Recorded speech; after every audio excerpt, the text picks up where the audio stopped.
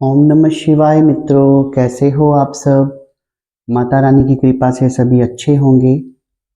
दोस्तों, जैसा कि आप सबको पता है, कुछ ही दिनों में परीक्षाएं जो हैं वो शुरू हो जाएंगी। और परीक्षा जो है वो केवल उन बच्चों की नहीं होती जो किसी फील्ड में पढ़ाई कर रहे होते हैं या फिर स्कूल में पढ़ रहे होते हैं, बल्कि उनके माँ बाप की ज़्यादा परीक्षा होती है। क्योंकि माँ बाप जो हैं, जब उनके बच्चे हो जाते हैं तो उनके बच्चे ही उनके लिए सब कुछ होते हैं। और वो अपनी सारी एफर्ट्स हम कमा किसके लिए रहे हैं, हम अपने बच्चों के लिए कमा रहे हैं। और जितनी भी एफर्ट्स हैं जो हम कमाई करते हैं, हम चाहते हैं कि हमारे बच्चों का उससे भविष्य जो है वो उज्जवल हो, वो पढ़ लिख कर समाज में कुछ बन जाएं। तो ये जो समय है, इस समय स्कूलों में, कॉलेजों में या फिर बच्चे कहीं पे कोर्स कर रहे हैं तो वहाँ पर परीक्षा का समय होता है। लगभग लगभग हर क्षेत्र में इसी समय परीक्षाएं होती हैं। तो अगर बच्चे अच्छे मार्क्स लेकर पास हो जाएं और अपना कोर्स ख़त्म कर लें, अपनी स्कूल की पढ़ाई ख़त्म कर लें, तो माता पिता को ऐसे लगता है कि उनकी मेहनत भी जो है वो रंग लाई है, वो भी सफल हो गए हैं। और अगर बच्चे जो हैं वो फेल हो जाएं या परीक्षा में उत्तीर्ण हो जाएं तो माँ बाप को लगता है कि जैसे उनकी बहुत बड़ी हार हो गई है। हो सकता है कई बार बच्चों को इतना फील ना हो जितना अंदर ही अंदर से माँ बाप को होता है।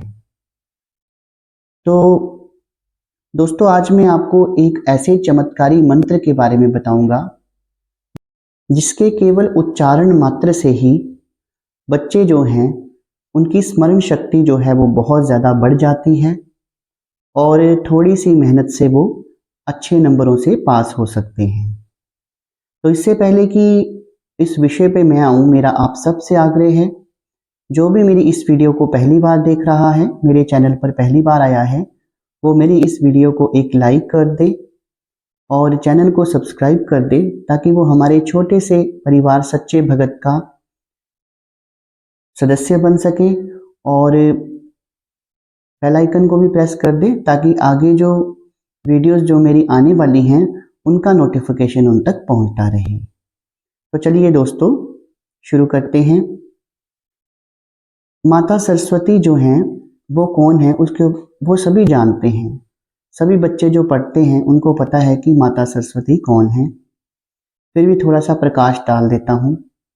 जैसे हर देवता का अपना क्षेत्र है, जैसे हर देवता का अपना क्षेत्र है, उनकी अपनी शक्तियाँ हैं, वैसे ही माता सरस्वती की भी अपनी अलग शक्तियाँ हैं। ये कला जगत से और एजुकेशन से संबंधित देवी हैं। जो भी विद्या का जितना भी काम है, पढ़ाई का जितना काम है, सारा इनके अंडर है। जितनी भी कलाएं हैं, जैसे नृत्य है, संगीत है, ये सब जो हैं इनके अंडर ही आती हैं। और इनकी कृपा के बिना जो है कोई भी इन फील्ड्स में प्रोग्रेस जो है वो नहीं कर सकता है। तो अब जैसे माता काली और भगवान शिव हैं, तो वो हैं, वो वैराग्य के देवता हैं, विनाश कारक हैं, तंत्र के देवता हैं। उसी तरह जो माता महासरस्वती हैं वो विद्या की देवी हैं। जितनी भी विद्याएं, ये सब विद्याएं होती हैं। जैसे म्यूजिक जो है वो भी विद्या है, खेल जगत है वो भी विद्या है, तो उनकी ये देवी हैं। अब ये जो हैं, इनके भी सौम्य और उग्र दोनों रूप हैं। सौम्य रूप में ये माता सरस्वती के रूप में पूजी जाती है और उग्र रूप में ये माँ मातंगी के रूप में पूजी जाती है और 10 महाविद्याओं में भी आती है। तो दोस्तों, इनका एक मंत्र है जो वेदों से लिया गया है, वो मंत्र आज मैं आपको बताऊंगा और पूरी विधि बताऊंगा कि आपने करना क्या है। और केवल उस मंत्र के 5 बार जाप करने से ही जो बच्चे हैं, पढ़ने वाले बच्चे हैं, चाहे वो कोई कॉलेज में भी पढ़ रहे हैं, कोई MBBS का कोर्स कर रहे हैं या इंजीनियरिंग का कोर्स कर रहे हैं, वो भी इस मंत्र का जाप कर सकते हैं। और इस मंत्र का जाप करने से स्मरण शक्ति जो है, जैसे ही आप जाप शुरू करेंगे आपको 4-5 दिन में ही रिजल्ट मिल जाएगा। और इस मंत्र को मैं खुद भी जाप करता हूँ, मैंने भी इस मंत्र का बहुत जाप किया है और आज भी मैं इस मंत्र का जाप करता हूँ। तो पहले विधि सुन लीजिए। अगर तो आपके पास माँ सरस्वती की कोई मूर्ति है या फिर माँ सरस्वती की कोई फोटो है तो उसे भी आप घर में लगा सकते हैं, क्योंकि विद्यार्थी जीवन में बच्चों को माँ सरस्वती की पूजा जो है वो करनी ही चाहिए।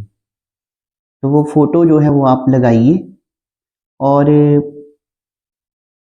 माता सरस्वती जो है उनके आगे आप घी का दीपक ही लगाएंगे जब आप उनकी सौम्य रूप में पूजा कर रहे हैं। धूप दीप कर सकते हैं, उनको तिलक कर सकते हैं, चाहे आप कुमकुम लगाइए या चंदन लगाइए, चंदन जो है वो बेहतर रहता है। और पंचोपचार से उनकी पूजा कीजिए और उनके आगे भोग प्रसाद कुछ भी आप चढ़ा सकते हैं। आप उनको कोई भी फल चढ़ा सकते हैं, पंचमेवे की खीर चढ़ा सकते हैं, जो भी आपको अच्छा लगे। घर में जो भी बना हो, जैसे हलवा बना हो, पूड़ियाँ बना हो, वो भी चढ़ा सकते हैं आप। इसमें आप लोगों को एक और ऑप्शन है कि कई बार बच्चे जो हैं, छोटे बच्चे जो हैं, वो पूजा पाठ को नहीं समझते हैं या नहीं कर पाते हैं। कई बच्चे जो होते हैं वो कर भी लेते हैं। तो 12 साल से नीचे जितने भी बच्चे हैं, छोटे बच्चे, उनकी माँ जो है वो भी अपने बच्चों की पढ़ाई के लिए, ताकि वो अच्छे नंबरों से पास हो जाएं, इस मंत्र का उच्चारण जो है वो कर सकती हैं, माँ सरस्वती की पूजा कर सकती हैं। और लेकिन जो 12 साल से ऊपर बच्चे होंगे उनको ये स्वयं ही करना पड़ेगा। और इसमें कोई बड़ा विधि विधान भी नहीं है कि आपको पूजा पाठ करना ही है। अगर बच्चे पूजा पाठ नहीं करना चाहते हैं तो भी माँ सरस्वती अपनी कृपा करती हैं। ये मंत्र जो मैं आपको भी बताऊंगा और मैं डिस्क्रिप्शन बॉक्स में भी डाल दूंगा, इस मंत्र को बच्चे पढ़ने से पहले, जैसे ही उन्हें पढ़ने बैठना है उससे पहले माँ सरस्वती का ध्यान करते हुए 5 बार ये मंत्र जो है वो बोल दे, तो उससे ही बात बन जाएगी। अगर वो ज़्यादा विधि विधान या पूजा पाठ के चक्कर में नहीं पढ़ना चाहते हैं, क्योंकि माँ सरस्वती को याद करने से ही वो बच्चों पर कृपा कर देती हैं। मंत्र भी आप ना पढ़िए, केवल उनका ध्यान अपने मन ही मन में कीजिए, उससे भी वो कृपा करती हैं। पर अगर ध्यान मन ही मन में ध्यान करते हुए इस मंत्र को सिर्फ 5 बार आप बोल देंगे, और मंत्र है भी बहुत आसान, तो वो जल्द ही सिद्ध हो जाएगा। तो दोस्तों मंत्र सुन लीजिए। ओम ओम ओम ह ह ऐंग नमः। एक बार दोबारा बोल देता हूँ।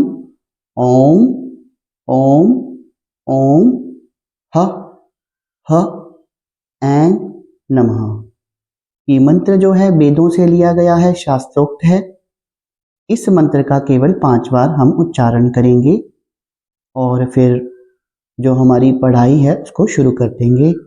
और मैं इस चीज़ की गारंटी लेता हूँ कि जो भी व्यक्ति बिना नागा डाले इस मंत्र का 5 बार उच्चारण करेगा, वो परीक्षा में कभी असफल हो ही नहीं सकता।